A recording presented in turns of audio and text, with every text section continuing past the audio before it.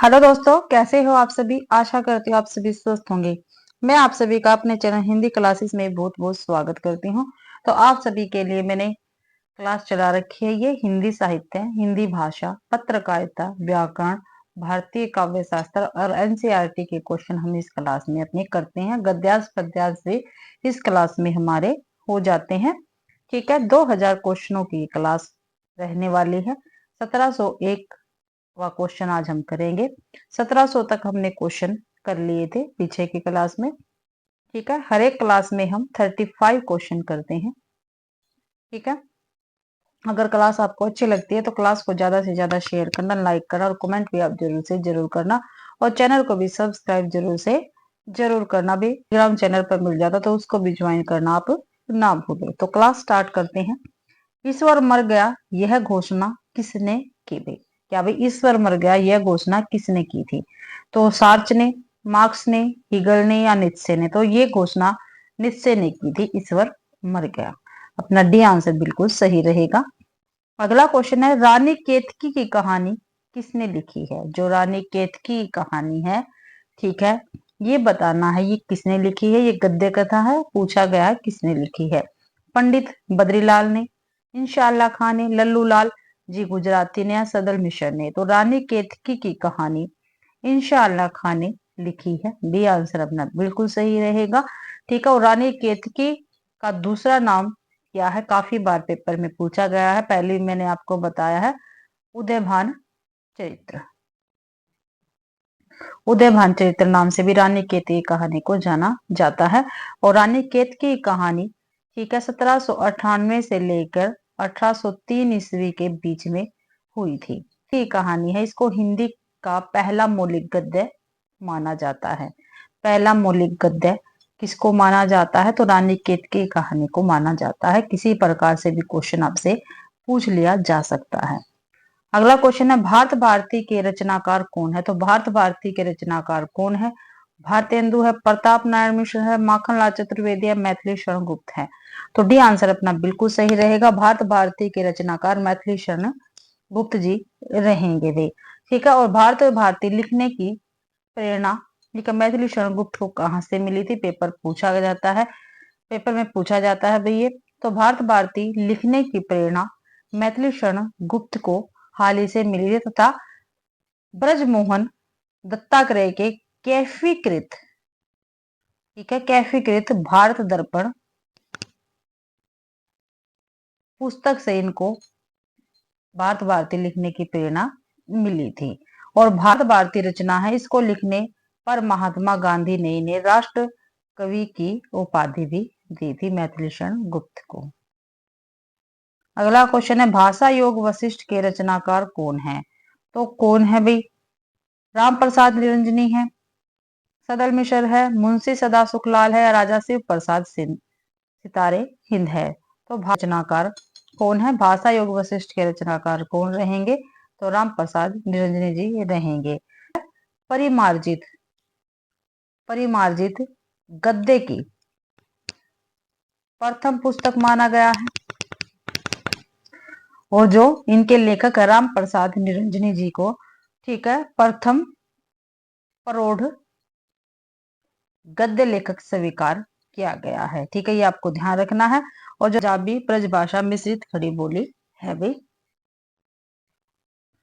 अगला क्वेश्चन है, शकुंतला नाटक किसने लिखा। जो शकुंतला नाटक है किसने लिखा। भारतेंदु ने, राजा शिव प्रसाद सिंह ने, शिव प्रसाद ने या प्रताप नारायण मिश्र ने। ठीक है, राजा लक्ष्मण सिंह ने। तो भाई राजा लक्ष्मण सिंह ने शकुंतला नाटक क्या है लिखा है। ठीक है, जो राजा लक्ष्मण सिंह है ये संस्कृत निष्ठ हिंदी के समर्थक थे। संस्कृत निष्ठ हिंदी के समर्थक कौन थे, राजा लक्ष्मण सिंह थे। और राजा लक्ष्मण सिंह ने कालिदास, जो हमारे संस्कृत के कवि हुए हैं, उनके 3 ग्रंथों का अनुवाद भी हिंदी में किया था। ठीक है, वे 3 ग्रंथ कौन कौन से हैं। एक तो शकुंतला, ठीक है, 1862 में, रघुवंश 1878 में, मेघदूत 1882 में। ठीक है, अगला क्वेश्चन देखते हैं, निम्नलिखित में से क्या स्वच्छंदतावादी साहित्य की प्रमुख विशेषता नहीं है?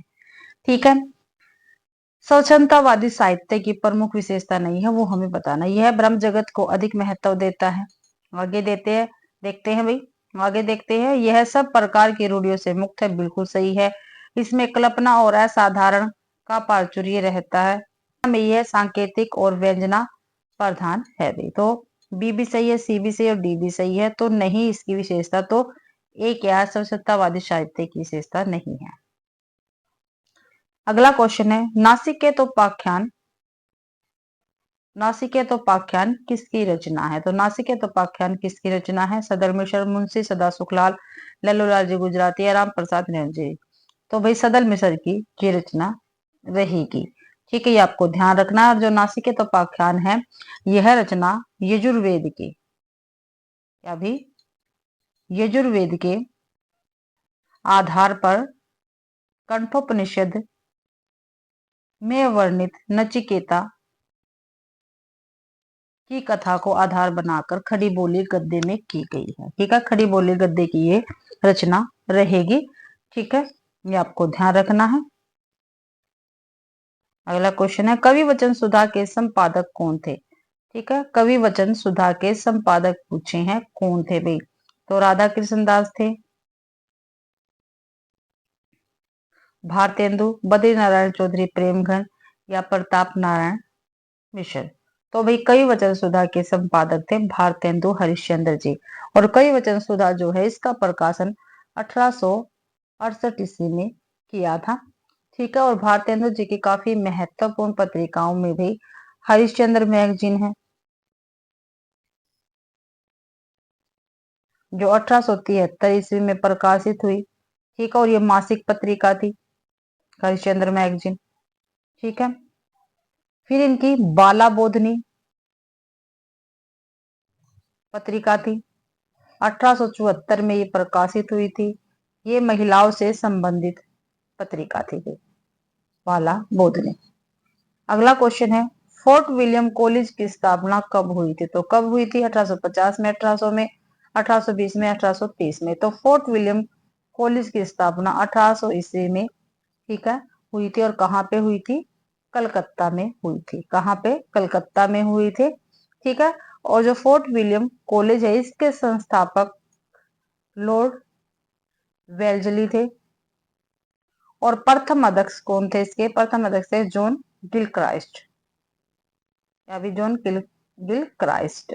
ठीक है, ये आपको ध्यान रखना है। और जो ये संस्था थी, ठीक है, इसका उद्देश्य क्या था? तो इसका उद्देश्य क्या था?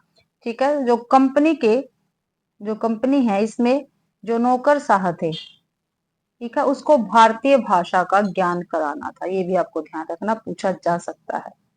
अगला क्वेश्चन है, हिंदी नई चाल में ढली सन 1873 ईस्वी में यह किसने कहा? तो किसने कहा है? सदल मिश्र ने, मुंशी सदा सुखलाल ने, राजा शिव प्रसाद सिंह ने, भारतेंदु हरिश्चंद्र ने। तो ये भारतेंदु हरिश्चंद्र जी ने कहा, और इनकी ही पत्रिका थी कालचक्र, उसमें इन्होंने कहा है। डी आंसर अपना सही रहेगा। गुनाहों का देवता किसकी रचना? तो गुनाहों का देवता किसकी रचना है? रघुवीर, धर्मवीर भारती, यज्ञ मुक्ति बहुत। तो गुनाहों का देवता धर्मवीर भारती की रचना है। ठीक है, और धर्मवीर भारती की अन्य रचनाएं भी हैं जो पेपर में अक्सर पूछी जाती है भाई। कौन कौन सी है? गुनाहों का देवता हो गया, सूरज का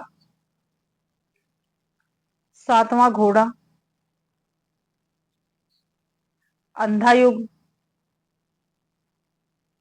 ठीक है, ये गीति नाट्य है भाई। फिर है ठेले पर हिमालय,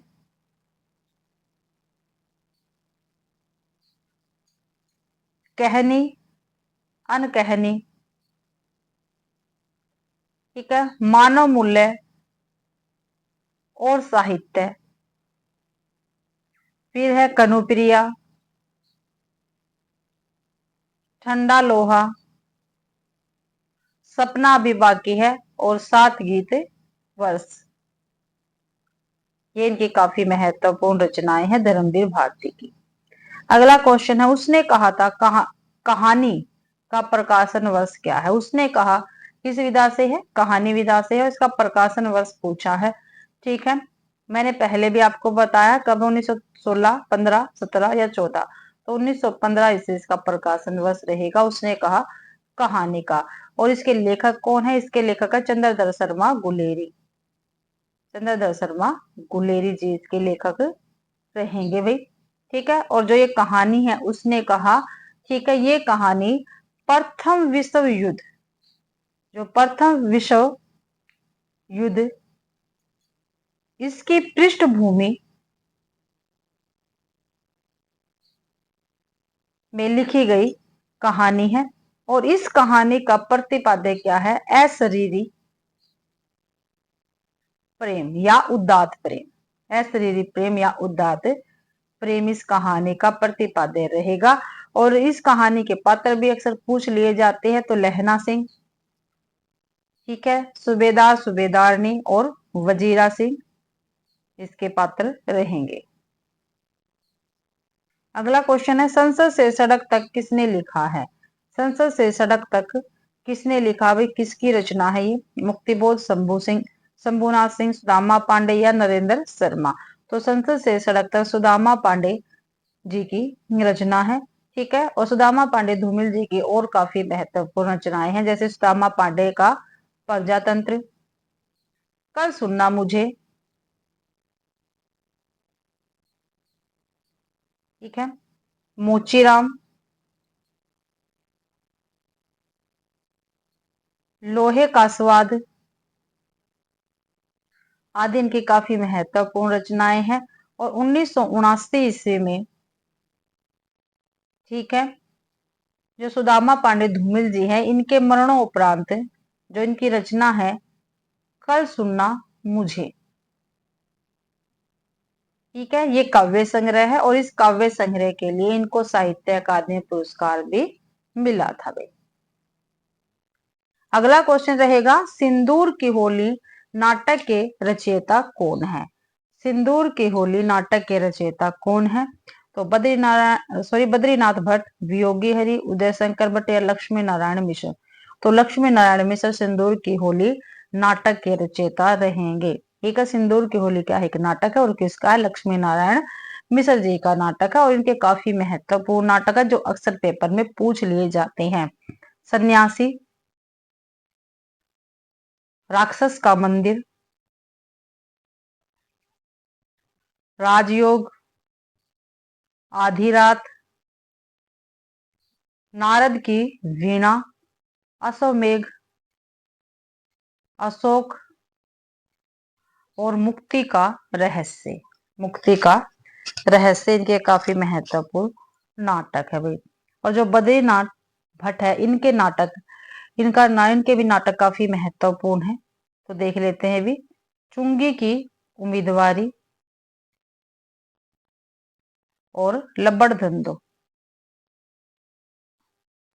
लबड़ धंधो।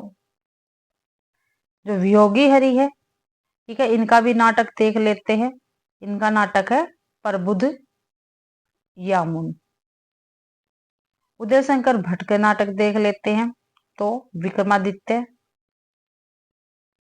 सागर विजय, विद्रोहिणी,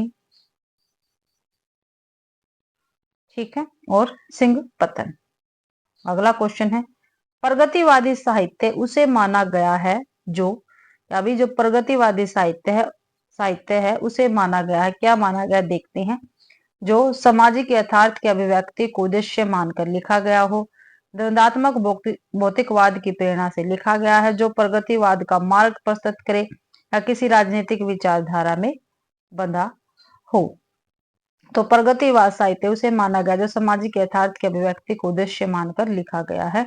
तो ये आंसर अपना बिल्कुल सही रहेगा। प्रगतिवाद के कवि काफी बार पूछे जाते हैं, भाई जो प्रगतिवाद है इनके कवि कौन कौन है? तो भाई केदारनाथ अग्रवाल जी रहेंगे, केदारनाथ अग्रवाल जी, ठीक है, नागार्जुन जी, त्रिलोचन जी, ठीक है, ये प्रगतिवाद के काफी प्रमुख कवि हैं भाई। अगला क्वेश्चन है, प्रसाद जी यानी जयशंकर प्रसाद जी ने अपनी किस रचना में आनंद की प्रतिष्ठा दार्शनिकता के ऊपरी आभास के साथ कल्पना की भूमिका बनाकर दी है। तो कौन सी ऐसी इनकी ये रचना है, और ये रचना मैंने आपको काफी बार बता दी है। इस रचना से काफी घूम फिर के क्वेश्चन पूछे जाते हैं। तो आंसू, लहर, कामायनी, झरना, चारों की चारों रचनाएं जयशंकर प्रसाद की रहेगी। तो भाई आंसर अपना सी रहेगा, कामायनी। ठीक है, प्रसाद जी ने अपनी कामायनी रचना में आनंद की प्रतिष्ठा दार्शनिक के ऊपरी आभास के साथ कल्पना की भूमिका बनाकर दी है भाई। ठीक है, और जो शांति प्रिय द्विवेदी जी है, शांति प्रिय द्विवेदी जी, ठीक है, इन्होंने जो कामायनी है इसको छायावाद का क्या कहा है, उपनिषद कहा है। कामायनी को छायावाद का उपनिषद किसने कहा है, पूछा जाता है क्वेश्चन। तो शांति प्रिय द्विवेदी जी ने कहा। घुमा फिराकर कैसे भी क्वेश्चन पूछ लिए जाते हैं। ठीक है, कामायनी में पूछा जाता है कामायनी में कितने सर्ग है, तो कामायनी में 15 सर्ग है। मैं काफी बार बता चुकी हूँ आपको। ठीक है, फिर देख लेते हैं जो छायावाद है इसके कवि कौन कौन से पेपर में पूछे जाते हैं। तो छायावाद के 4 प्रमुख महत्वपूर्ण कवि हैं। पहले है जयशंकर प्रसाद, दूसरे हैं सूर्यकांत त्रिपाठी निराला जी, फिर है सुमित्रा नंदन पंत, और है महादेवी। ये 4 प्रमुख छायावाद के कवि हैं। अगला क्वेश्चन देख लेते हैं भाई।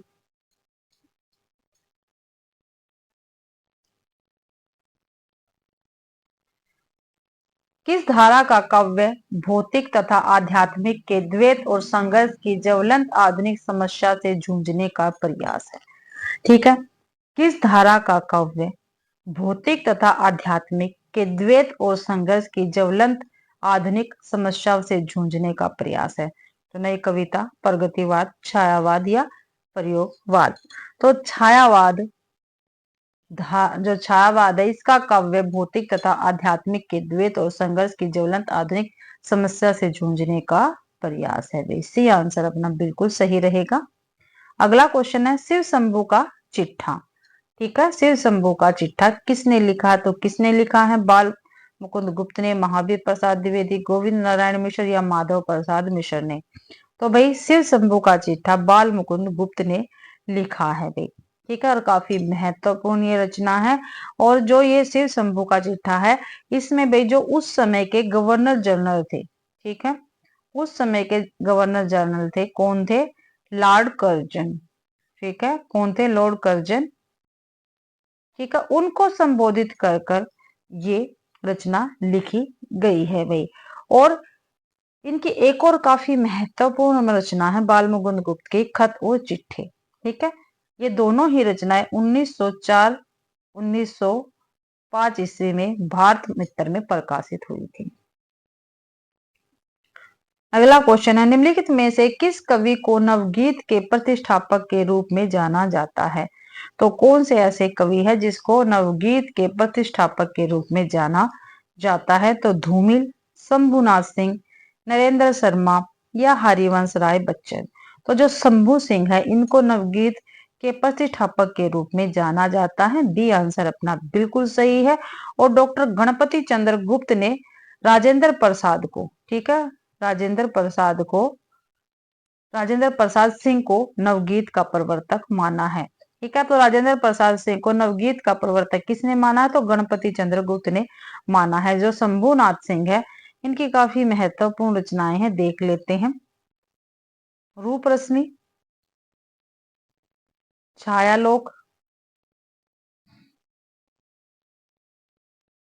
मनवंतर, उद्याचल, दिवालोक, जहां दर्द नीला है आदि में। अगला क्वेश्चन है पाप और पुण्य की मीमांसा में लिखा गया उपन्यास निम्नलिखित में से कौन सा है। ठीक है, पाप और पुण्य की मीमांसा में लिखा गया उपन्यास में बताना है। तो कौन सा है, चित्रलेखा है, धर्मपाल है, विराटा की पद्मनियागत, कुंठार है। तो भाई पाप और पुण्य की मीमांसा में लिखा गया उपन्यास उपन्यास चित्रलेखा रहेगा।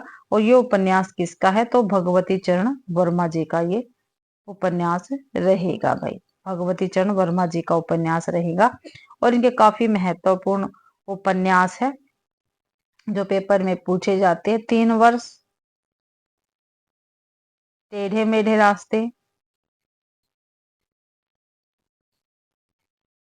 ठीक है, आखिरी दाव, ये उपन्यास है इनके सभी। भूले बिसरे चित्र, क्या पता कितनी बारी पेपर में पूछा गया है। अपने खिलौने, सामर्थ्य और सीमा, रेखा, थके पाँव, वह फिर नहीं आई, सीधी सच्ची बातें और सभी नचावत राम गोसाई, ये इनके काफी महत्वपूर्ण उपन्यास है भगवती चरण वर्मा जी के। अगला क्वेश्चन है, कछुआ धर्म मोरेसिसी मोहि कुठाव नामक लेखों के रचयिता कौन है? तो कौन है भाई? तो राहु सांस्कृत्यायन, बाल मुकुंद गुप्त, हरिशंकर प्रसाद, चंद्रधर शर्मा गुलेरी। तो चंद्रधर शर्मा गुलेरी जी इनके लेखक रहेंगे। अगला क्वेश्चन है, निम्नलिखित में से कौन सी कहानी जयशंकर प्रसाद की नहीं है? तो जयशंकर प्रसाद की कौन सी कहानी नहीं है ये हमें बताना है। तो इंदुमती, ग्राम, पुरस्कार या आकाश दीप। तो भाई जो इंदुमती है ये जयशंकर प्रसाद की कहानी नहीं है बल्कि एक किशोरी लाल गोस्वामी द्वारा रचित कहानी है। किसकी है इंदुमती कहानी? किशोरी लाल गोस्वामी की। किशोरी लाल गोस्वामी की ये कहानी रहेगी इंदुमती, ठीक है। और ये जो कहानी है इंदुमती, ये हिंदी की प्रथम मौलिक कहानी मानी जाती है। और शेक्सपियर के, जो शेक्सपियर है, शेक्सपियर के टेम्पेस्ट नाटक के आधार पर ये लिखी गई है, ठीक है। इंदुमती कहानी आपको ध्यान रखना है। और ये कहानियां सारी की सारी किसकी है? जयशंकर प्रसाद की कहानी है। और जो जयशंकर प्रसाद है इनकी पहली कहानी कौन सी थी? ग्राम, जो 1911 में प्रकाशित हुई थी। और किस कौन सी पत्रिका में? इंदु पत्रिका में प्रकाशित हुई थी। ये भी आपको ध्यान रखना है। अगला क्वेश्चन है, प्रगतिवाद में निम्न वर्ग के जीवन चित्रण को प्रधानता दी गई जबकि प्रयोगवाद में क्या हुआ था? प्रयोगवाद में स्त्री जीवन चित्रण को, उच्च वर्गीय समाज के चित्रण को, या मध्य वर्गीय समाज के चित्रण को, दलित जीवन चित्रण को। तो प्रगतिवाद में निम्न वर्ग के जीवन चित्र को प्रधानता दी गई जबकि प्रयोगवाद में मध्य वर्गीय समाज के चित्रण को प्रधानता दी गई थी। सी आंसर अपना बिल्कुल सही रहेगा। अगला क्वेश्चन है, निम्नलिखित में से कौन सी रचना भवानी प्रसाद मिश्र की नहीं है? भवानी प्रसाद मिश्र की कौन सी रचना नहीं है? ब्रह्म राक्षस, गीत फरोश, सन्नाटा, सतपुड़ा के जंगल। तो भवानी प्रसाद मिश्र की रचना ब्रह्म राक्षस नहीं है बल्कि ये तीनों रचना इन्हीं की है। बल्कि ब्रह्म राक्षस जो रचना है ये किसकी है? ये गजानन माधव मुक्तिबोध जी की रचना रहेगी। गजानन माधव मुक्तिबोध की रचना है भी ब्रह्म राक्षस, ठीक है। और मुक्तिबोध की और काफी रचना है जो पेपर में पूछी जाती है। भूल गलती, अंधेरे में, ठीक है, अंतःकरण का आयतन, ये इनकी ही रचनाएं हैं। और ये तीनों की तीनों रचनाएं भवानी प्रसाद मिश्र जी की रहेगी। अगला क्वेश्चन देख लेते हैं भाई, प्रगतिवाद का आरंभ कब से माना जाता है? जो प्रगतिवाद है इसका आरंभ कब से माना जाता है? तो कब से माना जाता है? 34, 36, 35 या 37। तो 1936 ईस्वी से प्रगतिवाद का आरंभ माना जाता है। और भाई 1936 ईस्वी में प्रगतिशील लेखक संघ की स्थापना हुई थी। कहाँ हुई थी? लखनऊ में हुई थी। कहाँ पे हुई थी? लखनऊ में हुई थी। और प्रथम अधिवेशन के समय हिंदी में प्रगतिवाद आंदोलन की शुरुआत हुई थी।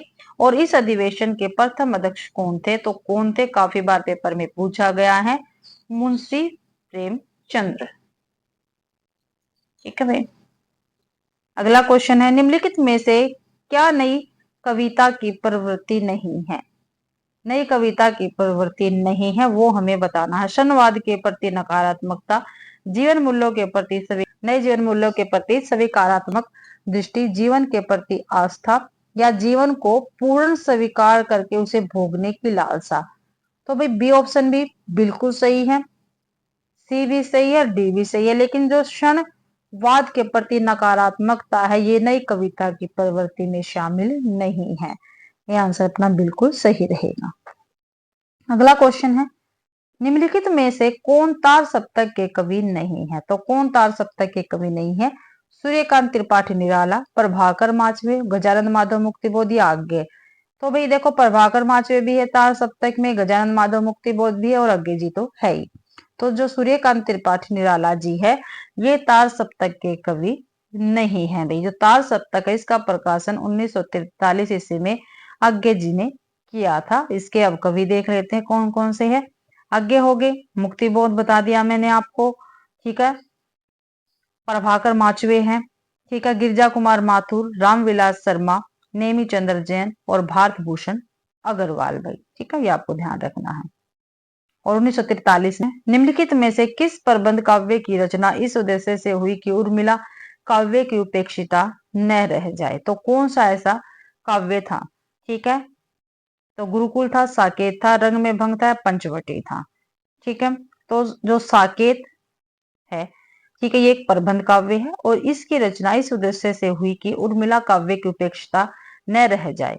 ठीक है, साकेत, गुरुकुल, पंचवटी, रंग में भंग ये सभी रचनाएं मैथिली शरण गुप्त जी की हैं। किसकी है? मैथिली शरण गुप्त जी की रचनाएं रहेंगी।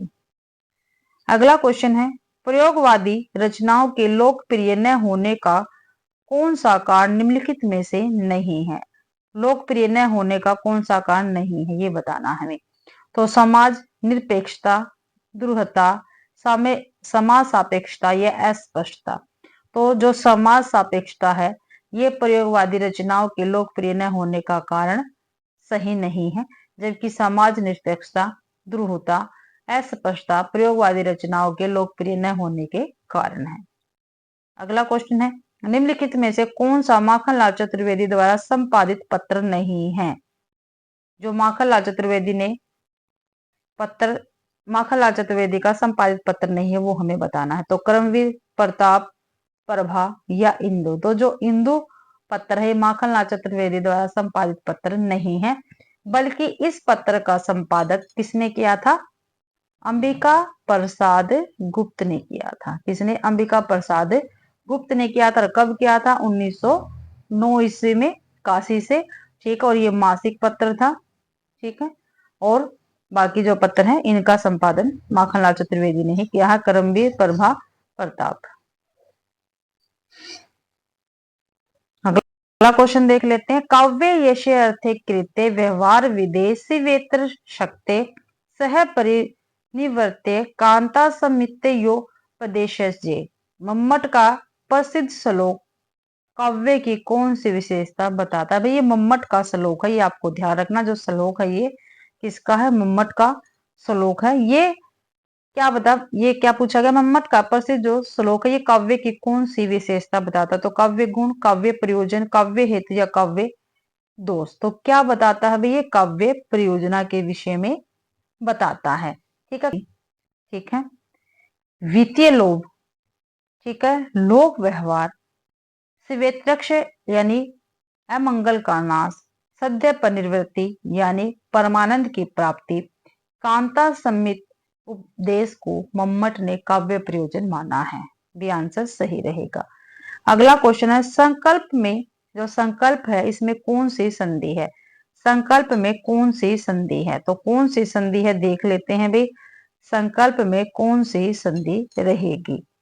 ठीक है, तो कौन सी संधि रहेगी? अयादि संधि है, वृद्धि संधि है, यण संधि है या व्यंजन संधि है?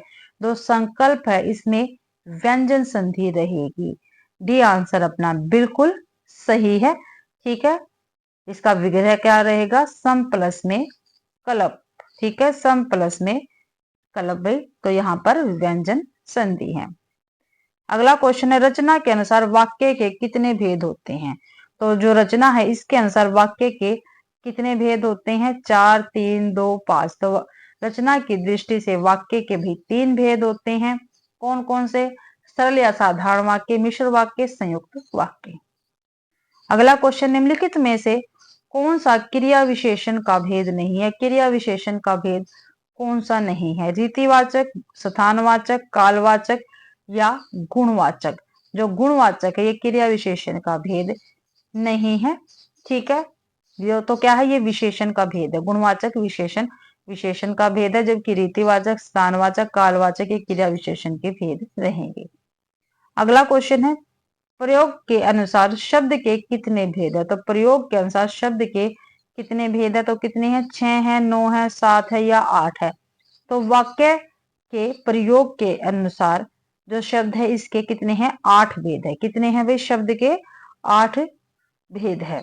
कौन कौन से? संज्ञा, क्रिया, क्रिया विशेषण, विशेषण, सर्वनाम, संबंध सूचक, समुच्चय बोधक और विस्मयादि बोधक। तो इसी के साथ भाई आज की अपनी क्लास के 35 क्वेश्चन कंप्लीट होते हैं। आशा करती हूँ भाई आप सभी को क्लास पसंद आई होगी। अगर आप सभी को क्लास पसंद आती है तो प्लीज क्लास को ज्यादा से ज्यादा शेयर करें, लाइक करें और कमेंट करना आप बिल्कुल भी ना भूलें भी, और चैनल को भी सब्सक्राइब जरूर करें। और पीडीएफ आपको टेलीग्राम चैनल पर मिल जाता तो उसको भी ज्वाइन जरूर करें। आप सभी का क्लास देखने के लिए बहुत बहुत धन्यवाद।